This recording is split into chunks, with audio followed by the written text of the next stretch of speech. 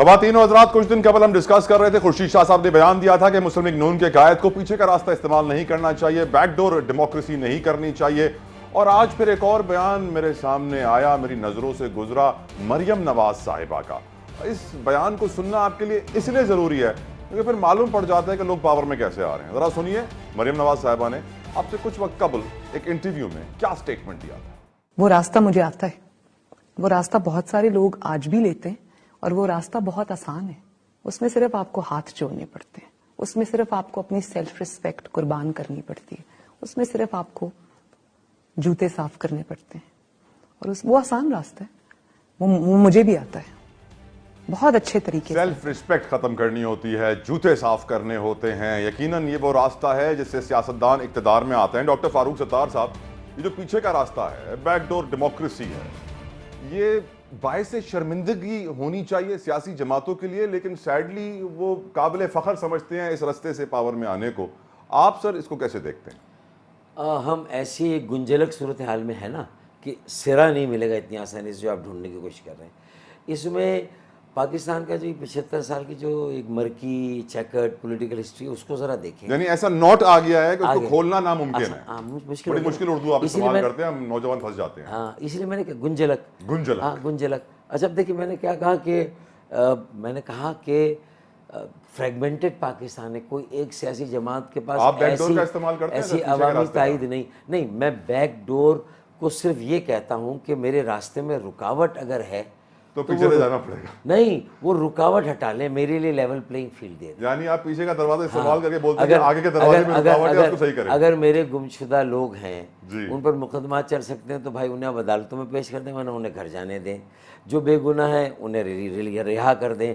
جہاں میرے دفاتر کھل رہے ہیں وہاں پر اگر رینجرز آ جاتی ہے، لوگوں میں ڈر و خوف آتا ہے، نہیں آنا چاہیے۔ تو مجھے تو اتنا ہی لیول پلینگ فیلڈ چاہیے نا، باقی مجھے نہیں پتا باقی جماعتوں کو کتنا لیول پلینگ فیلڈ یا بیک ڈور۔ اچھا بیک ڈور بھی کیوں ہو؟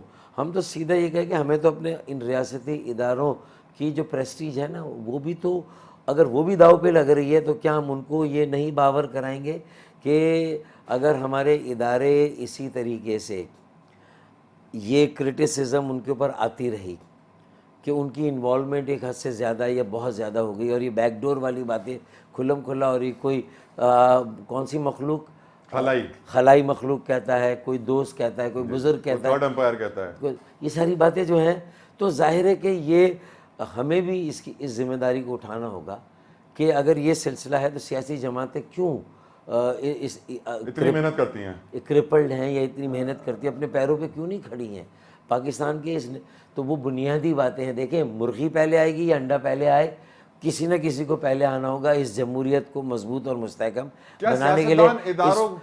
اس فلاڈ جمہوریت کو پارٹیسپیٹری، شرکتی، شمولیتی جمہوریت بنانے کے لیے۔ فاروق بھائی، سیاستدان اداروں کا احترام کرتے ہیں یا ان سے ڈرتے ہیں؟ دیکھیں، میں کسی کا، میرے پاس نہ ایم آر آئی ہے نہ ایکس رے، میں I can't read the hearts, میں نہیں کہہ سکتا، اور میں کوئی تجزیہ نگار نہیں ہوں کہ میں کوئی۔ سر 30-35 سال سر آپ نے بھی کوئی دھوپ میں بال سفید نہیں کیے سر۔ دیکھیں، یہ کہاں بات آئی کہ ہم کس بات پہ کہہ رہے ہیں کہ ڈرتے ہیں؟ کیا ہمیں ان کے خلاف کوئی بیان دینا ہے، یا ہمیں یہ کہنا ہے کہ جمہوریت کے لیے لیول پلینگ فیلڈ چاہیے نا؟ اللہ نہ کرے ہمیں یہ کہنا ہے کہ ہمارے سپہ سالار جو ہے میر جعفر تھے، میر صادق تھے، مطلب کیا اگر میری کرسی کسی وجہ سے ہل جاتی ہے جس میں 4 سال کی میری اپنی نہ اہلی، ناقص کارکردگی، ناکامی کا بھی بڑا دخل ہے، تو میں سارا ملبہ کسی پہ ڈال کے اپنی جان چھڑا لوں؟ میری اپنی سلیکشن کیا تھی لوگوں کی، میری اکانومک پالیسی، اس کا ہدف اور اس کا ٹارگٹ کیا تھا؟ اگر میں وہ دیکھوں، میں نے کون سے بنیادی ریفارمز 4 سال میں کر دیے، میں نے کون سا کراچی میں K4 شروع کر دیا، لیکن جب میری کرسی چلی گئی تو پھر مجھے بہت آسانی سے کسی کو سیکریفیسل گوڈ بنانا، تو یہ چیزیں طے نہیں ہوگی آج کی ایک نشست میں، یہ طے نہیں ہو سکتی جو آپ جس سرے تک جانا چاہتے ہیں۔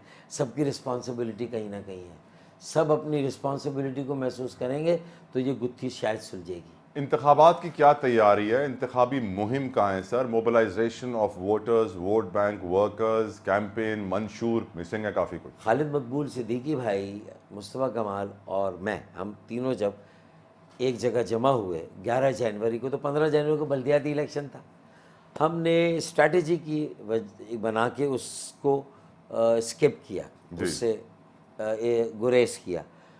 تو اصل میں ہم نے اسی وقت سے تیاری شروع کی. ہم نے سب سے پہلی چیز جو پکڑی وہ تھی مردم شماری. ابھی آپ خوش ہیں مردم شماری سے؟ خوش نہیں ہے, لیکن ریزنیبل اور رسپیکٹیبل فگر آیا ہے. پہلا اسٹیپ طے ہوا ہے. 70 لاکھ کی آبادی بازیاب ہوئی ہے. گمشدہ لاپتہ آبادی تھی 1.5-2 کروڑ کی, اس میں سے 70 لاکھ اگر بازیاب ہوئی ہے. ایک قومی اسمبلی کی 3 صوبائی کی سیٹیں بڑھی.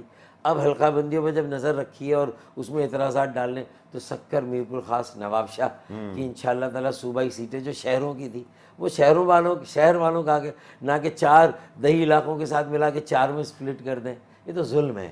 تو وہ سیٹیں بحال ہوں گی. حیدرآباد کی ایک صوبائی بحال ہوگی. تو اسی طرح کراچی میں بھی 20% یہ کریکشن ہوگا انشاءاللہ. تو مجھے امید ہے. اور پھر ہم نے 2 جلسے بڑے کامیاب کیے ملیر میں 1 اکتوبر اور 15 اکتوبر اورنگی ٹاؤن میں. اور کل جو ہماری ریلی ہے, it's not an election rally, لیکن یہ جو ہماری ریچ ہے, یہ ہماری سیاسی کنیکٹیوٹی, موبلائزیشن شروع ہو جائے گی. موبلائزیشن ہے نا. اور یہ حقیقی کو آپ نے کیوں چھوڑ دیا؟ آپ نے اب لا رہے وہ شامل ہو رہی ہے ایم کیو ایم پاکستان میں. میں نے تو اپنی طرف سے حقیقی کو کئی مرتبہ اپروچ کیا. پھر ہمارے گورنر کامران ٹسوری, جن کا ایک بڑا رول رہا ہے اس سارے انضمام میں, اور اس کے ساتھ ساتھ انہوں نے جو فلاحی کام کیے, افطار کرائے, راشن کی تقسیم, ملنڈا فاؤنڈیشن کے ساتھ مل کے. وہ ٹسوری صاحب کے بالوں والی ویڈیو مجھے لوگوں نے بہت بھیجی سر, آپ بھی جا کے انہیں سے بال کٹوائیں. لیکن خیر چھوڑے اس بات کو. یہ بتائیے کہ کیوں, کیا اب دھڑے ہیں؟ تلا جتوئی کا مسئلہ تو بالوں کا ہی, بالوں کے. یہ بتائیں ایم کیو ایم پاکستان میں دھڑے ہیں سر ابھی مزید یا نہیں, ختم ہو گئے وہ دھڑے؟ میں مکمل کر دوں. پھر انہوں نے جو یہ جو گیم چینجر ہے نا, آئی ٹی انیشیٹو, جی ہاں, that will pay the dividends. آپ دیکھیے گا 50,000 بچے انشاءاللہ جس وقت یہ ایڈوانس آئی ٹی, میٹاورس یہ سب کر کے آئیں گے, اور جو ان کی ڈیمانڈ ہوگی لوکل مارکیٹ میں اور انٹرنیشنل. میرے سوال پہ آ جائیں. آ رہا ہوں. تو دیکھیں, میں سمجھتا ہوں کہ جب ہم اوپر کی سطح پہ ہمارے درمیان کیسے پالیسی بنانی, فیصلے کیسے کرنے, مشاورت کا عمل, کوآرڈینیشن کیسے رکھنا, اور ہماری خوبصورتی ایم کیو ایم میں تنظیم, نظم و ضبط, اسٹرکچر, تنظیم نو, اور اس کے ساتھ ساتھ کوآرڈینیشن. اگر یہ ربط اور تعاون آپس میں ہے, فیصلے, ہماری چیز اسپریڈ ہو رہی, ہر لیول پہ کارکنوں میں جا رہی ہے, تو میرے خیال میں ہماری سب سے بڑی سکسیس جو اور پارٹیوں میں نہیں ہے, ہماری سب سے بڑی, اور ہم اس کو انشاءاللہ بہت جلدی اچیو کریں گے. ہم اسی کام پر لگے ہوئے ہیں. تو آخری سوال, بہت ضروری سوال. سلیکشن آف کینڈیڈیٹس کے لیے کمیٹیاں کام کر رہی ہیں. بس آخری پھر سوال, منشور کی تیاری, بہت ضروری سوال. منشور کی تیاری میں خود دیکھ رہا ہوں. ٹھیک, منشور تقریباً مکمل ہے, ٹائم بہت کم بچا ہے, منشور مکمل ہے تقریباً. سر یہ بتائیے, آج جو نوجوان آپ کو سن رہا ہے ٹیلی ویژن پہ, نیوز 1 کی اسکرین پہ دیکھ رہا ہے, آپ کو فالو کر رہا ہے سوشل میڈیا پہ, وہ کیوں ایم کیو ایم پاکستان کو ووٹ دے؟ کیا کیا آپ لوگوں نے ایسا سر؟ اس لیے دے کہ ہم نے جو غلطیاں کی اس سے وہ گریز کرے. ایک اچھے مڈل کلاس پڑھے لکھے نوجوانوں کا سیاسی عمل جو ری انکارنیٹ ہو رہا ہے, دوبارہ سے بحال ہو رہا ہے, اس کی باغ ڈور وہ نوجوان سنبھالے. کیونکہ تنظیم میں بھی 35% سے 50%, 35 سال سے کم عمر کے نوجوانوں کو لینا ہے, آئیں اب وہ اس کو آگے لے. ریلے ریس ہے, میں ٹارچ کسی اور کے ہاتھ میں دینا چاہ رہا ہوں. اسی طریقے سے الیکشن میں بھی 35% ہمارا ارادہ ہے کم از کم کہ ہم 35 سال سے کم عمر کے نوجوانوں کو ٹکٹ دیں. تو میرے خیال میں یہ آفر اتنی اوپن شاید کوئی اور جماعت نہیں کر رہی ہے, یہ ایم کیو ایم کر رہی ہے. کیونکہ ایم کیو ایم واپس اپنے اصل پہ جا رہی ہے کہ جو ہم نے شروع کیا تھا. میں 28 سال کی عمر, 27.5 سال کی عمر میں میئر بنا تھا. مصطفیٰ کمال 33 سال کی عمر بنے تھے. عشرت علی بات 35 سال کی عمر میں گورنر بنے تھے. تو میرے خیال میں جب ہم اتنی اہم ذمہ داریوں پر, میئرشپ پر, گورنرشپ پر, وزارتوں پر ہم 35 سال سے کم عمر کے لوگوں کو لانا شروع کریں گے, تو پھر میرے خیال میں ان کو ان کی انوالومنٹ ہوگی, ان کی. آپ نے نام لے لیا تو عشرت علی بات واپس کیوں نہیں آ رہے سر؟ دبئی میں اسٹور چلا رہے ہیں اپنا, لیکن واپس نہیں آ رہے.